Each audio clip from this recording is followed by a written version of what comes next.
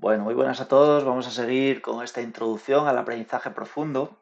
Y en este vídeo, pues quiero comentar un poco, ya no en detalle, pero qué caracteriza el aprendizaje profundo dentro del campo de la inteligencia artificial y del aprendizaje automático en particular, ¿vale? Porque en este grado estáis estudiando muchísimos algoritmos de aprendizaje automático, pero ¿qué es lo que caracteriza el aprendizaje profundo para que lo llamemos así?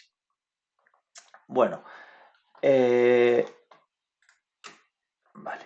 Pues de alguna manera en este gráfico podemos ver que el aprendizaje profundo lo consideramos como un subcampo dentro de la IA en general y del aprendizaje automático que estaría dentro de la inteligencia artificial, ¿vale? Sería un conjunto de algoritmos dentro del campo del aprendizaje automático. Bueno, vamos a intentar dar definiciones un poco para esto, para entenderlo mejor.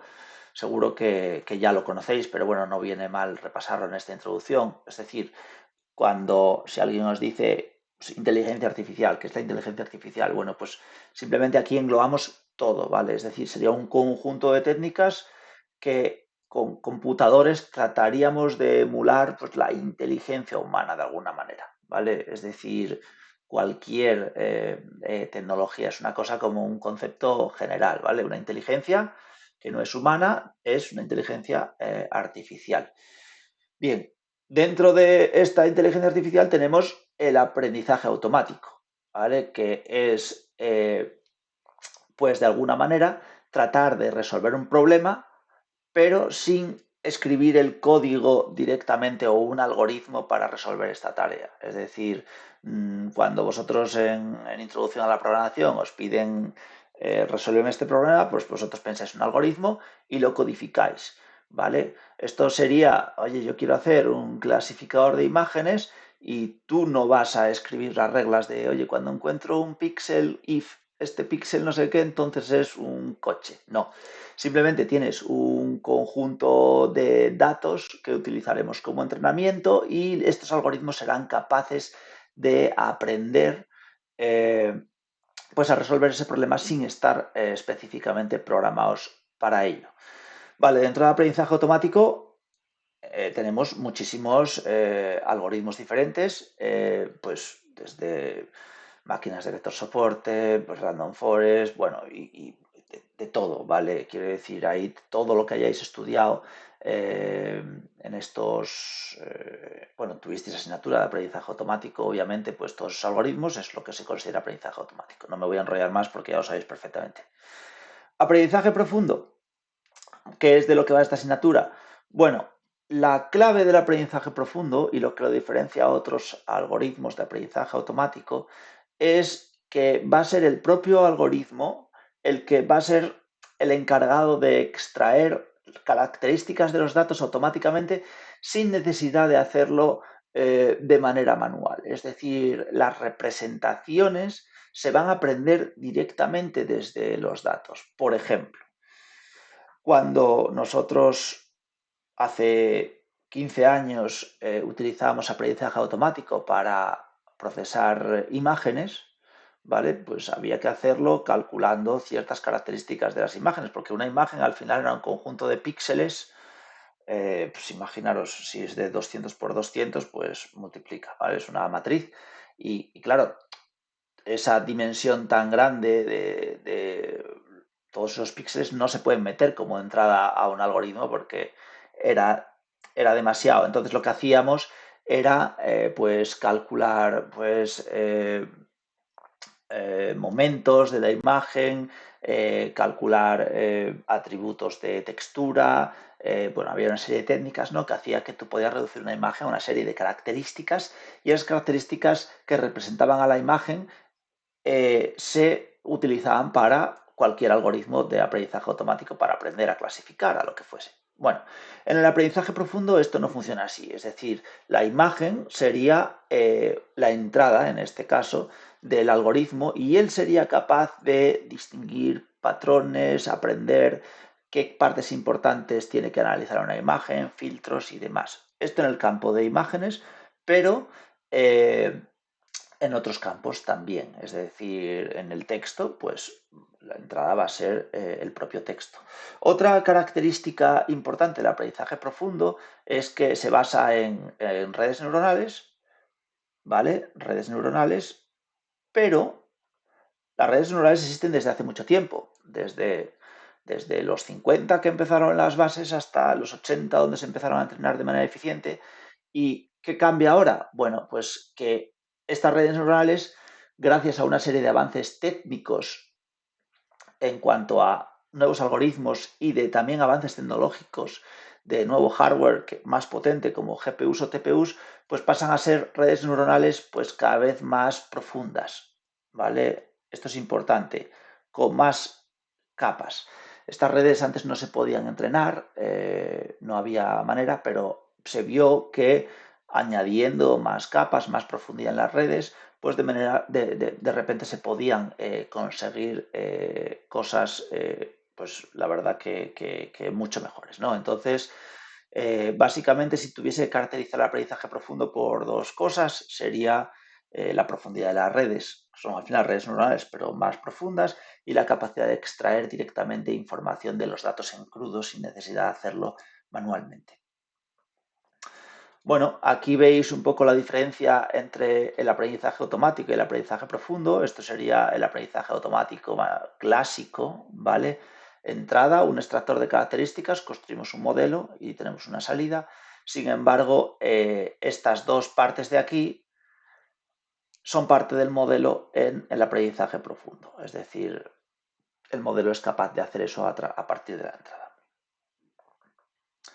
Esto es un ejemplo, por ejemplo, de una red convolucional en el que podemos ver, esto podría ser una visualización de una red que se dedica a clasificar caras, por ejemplo, ¿vale? Y vemos cómo en las capas más profundas de la red, más al inicio, más cercanas a la entrada, pues aprende a reconocer características de bajo nivel, bordes, vértices, ciertas cosas. Luego estas se combinan en capas en capas posteriores en pues características un poco de más alto nivel, oye, pues reconozco un ojo, reconozco una boca, reconozco, etcétera, etcétera, ¿vale?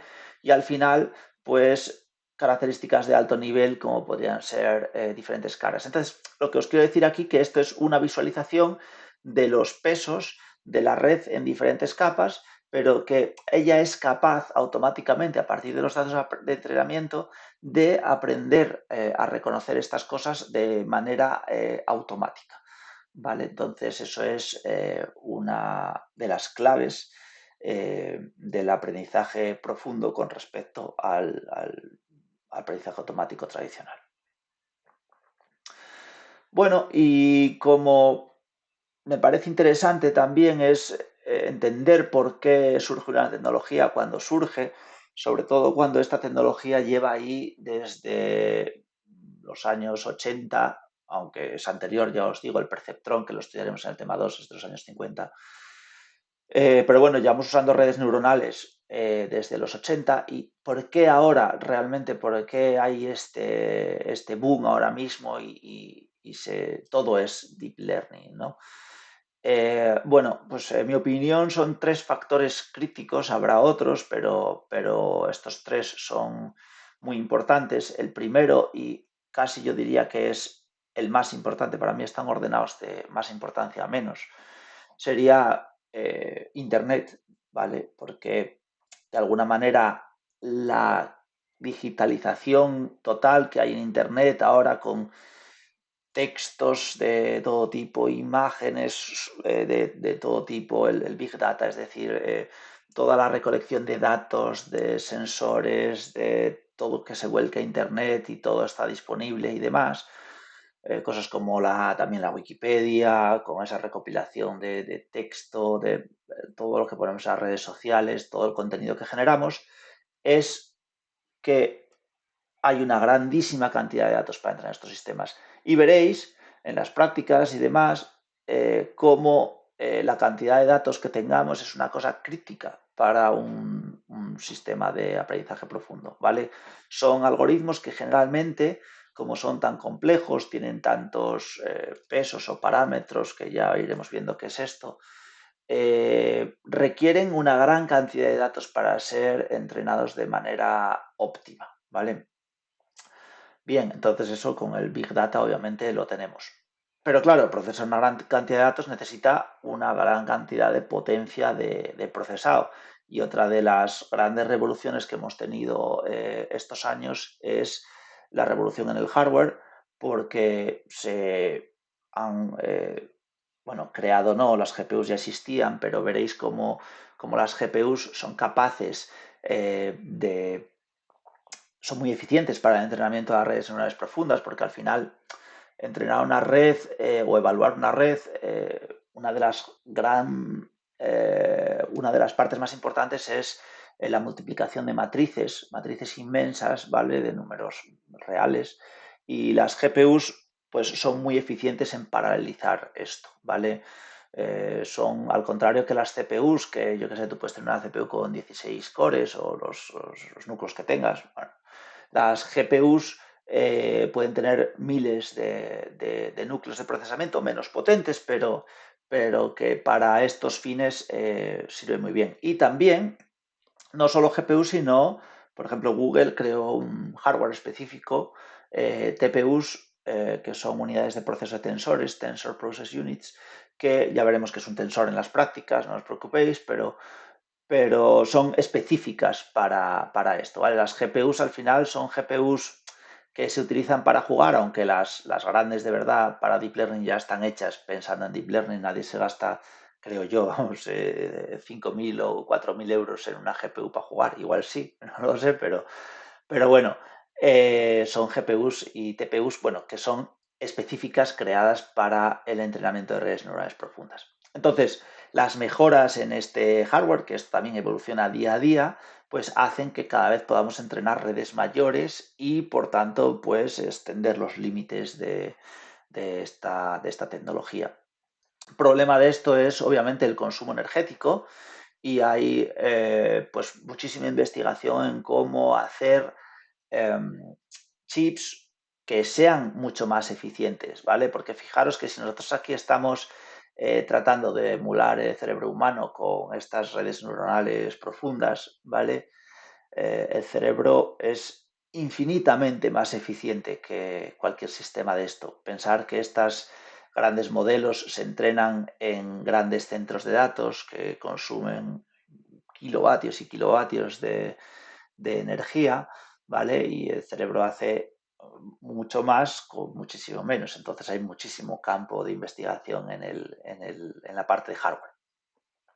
Bueno, y por último, y en mi opinión también importante, que sería el software, ¿vale? Hoy en día tenemos frameworks de deep learning, de código abierto. Esto es importantísimo, ¿vale? Porque permiten que cualquier investigador los pueda utilizar. Es decir, aunque aquí vamos a entender cómo funciona una red por dentro en el tema 2 y el tema 3, vamos a tener todo ya implementado. Es decir, nosotros nos vamos a centrar en hacer la arquitectura de la red y en simplemente entrenarla, preparar los datos y demás. Pero lo que es la diferenciación automática y la evaluación de la red, que veréis que es crítico para entrenar las redes, todo ya está programado y son frameworks de código abierto. PyTorch puse aquí, pero también tenéis, obviamente, TensorFlow, del cual hablaremos después. Este sería de Google, ¿vale? Y este sería de Facebook. Hay alguno más por ahí del que hablaremos también, ¿vale? Pero esto es crítico, que haya estas herramientas tan buenas realmente, gratis, de código abierto para todos, para que se pueda hacer investigación de calidad y llevarlo también a las empresas, utilizarlo para crear modelos, ponerlos en producción, utilizarlos, y sin estas herramientas esta revolución tampoco hubiese sido posible.